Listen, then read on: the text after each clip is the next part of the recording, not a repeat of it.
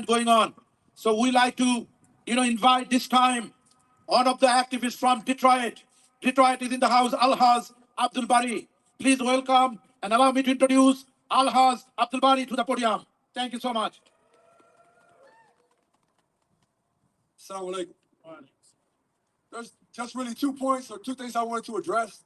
I mean, you got to realize, why are we all out here? We're out here because we believe in justice. We're out here because we say no to oppression.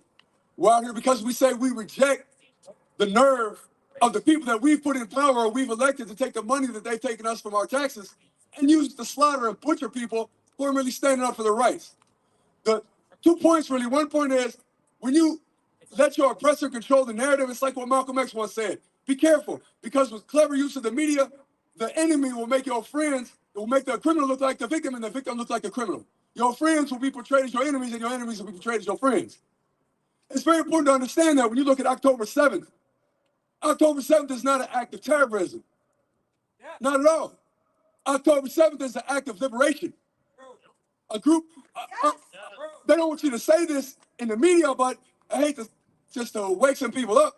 Under international law, when people are occupied, when people are colonized, they have a right to use armed force to resist their occupation and secure the liberation of their lands. They have a right to use whatever means necessary that they have available to them to defend their people, to seize their homes, to seize their lands that have been stolen. Freedom fighters, liberation fighters. I mean, you look back at Vietnam, they had to go under Cu Chi, these tunnels, under the ground, because the United States was bombing them with P-52 bombers, slaughtering them if they came above the ground. Defoliated the whole area with poisonous chemicals. Does that sound familiar to what's going on today? Yes. Oppressed people have a right to liberate themselves. Yes. They have a right to use weapons to liberate themselves. Yes.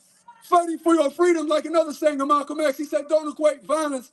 There's a morality to the use of violence. If a criminal comes in my house with a gun to kill me and rob me, and I take my gun and push him out and kill him, those 2 acts of violence aren't morally the same.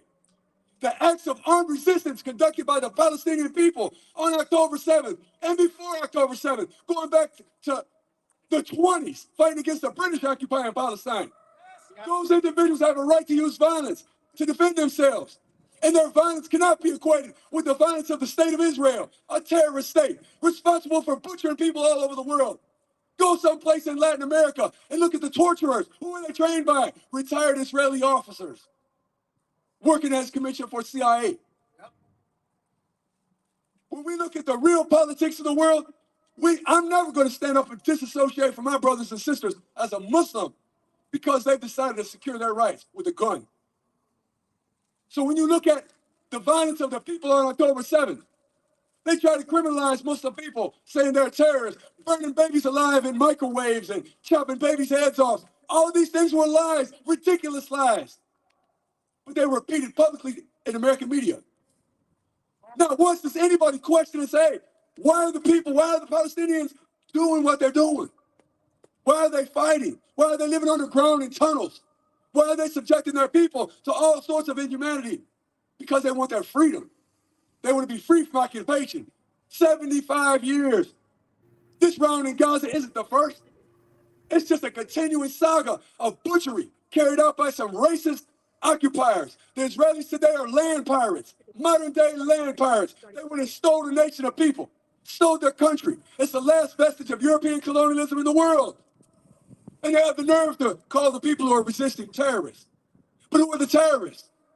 People are dropping bombs on buildings like these buildings we see around us. Imagine if somebody flew over and hit this bomb with a rocket. And we got to go dig our kids out in this cold weather with no heat, no electricity from under that rubble.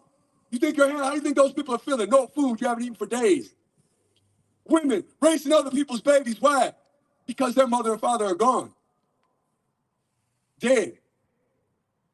I mean, this is really something sobering when you think about it. And we hope, myself personally, as a Muslim, as a person who believes in God, I hope not just for a 2-state solution or some nonsense like that. We hope and pray for the end of the existence of the state of Israel. And that takes me to the second point. And I would say this, as Muslim people, if the whole world sides with Israel, we'll fight the whole world. We're not going to apologize. We want our freedom. And that's the second point. We're not fighting Israel because they're Jews. I've been in protests all over. And side by side with Jewish people, you know what they're saying? You're not going to commit genocide in our name. You're not going to do to other people what Hitler did to us. Never again means never again. The charge of anti-Semitism, being anti-Semitic. Again, Hamas is not attacking, or any of those groups, a multitude of groups, Christian groups, Palestinian Arabic nationalist groups, all sorts of groups. They're not just attacking Israel because they're Jews. That's ridiculous. They're fighting IDF. They're fighting an army that's occupied their people and their lands, a racist settler colony called Israel. When it was Rhodesia, people said, okay, let's liberate that. When it's all these other European colonies called different names, they said, let's liberate that. Well, I'm saying today, let's liberate Palestine. And I say today, Israel no more. And again, that's not a racist statement.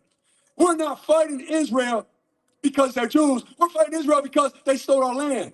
We're not fighting Israel because they're Jews. We're fighting Israel because they killed our children. They've bombed our homes. They've destroyed our cities. They've ruined the quality of our life. And they've kept us with a foot on our neck for 75 years. And people are tired of it. So when you see people trying to say Semitic people, these are some European people that follow Judaism. I'm a Muslim. I'm not an Arab. Those aren't children of Israel. Those are Jewish people. European people. What the hell are they doing in the Middle East occupying a non-white land called Palestine? So let's keep it straight. Let's keep it clear.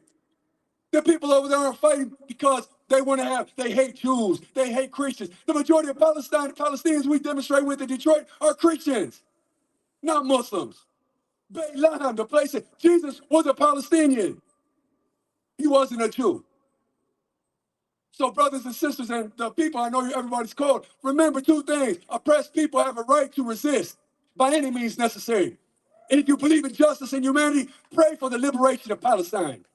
And the second thing, the people over there that are fighting against the Israelis are not fighting because of a religious war. They're not fighting a racist war. They're fighting because they want their freedom and their liberation. And again, pray for that and support that. Don't buy products that support Israel. Don't buy from countries or companies that support Israel. Don't vote for politicians that support Israel. If you would have been against the Nazis in the time of Hitler, be against the people today who are supporting the oppression and the murder in Palestine. And that's all I just keep those points in mind. And definitely abandon Biden. Joe Biden is a war criminal. He should be tried just like the German war criminals were tried at Nuremberg. When are we going to have a modern Nuremberg? And these torturers responsible for all the colonialism in Africa, for all the slaughter throughout the non-white lands. When are those people going to be held accountable? When are we going to have a Nuremberg and put those people who've oppressed us and obliterated our societies on trial for the crimes against humanity?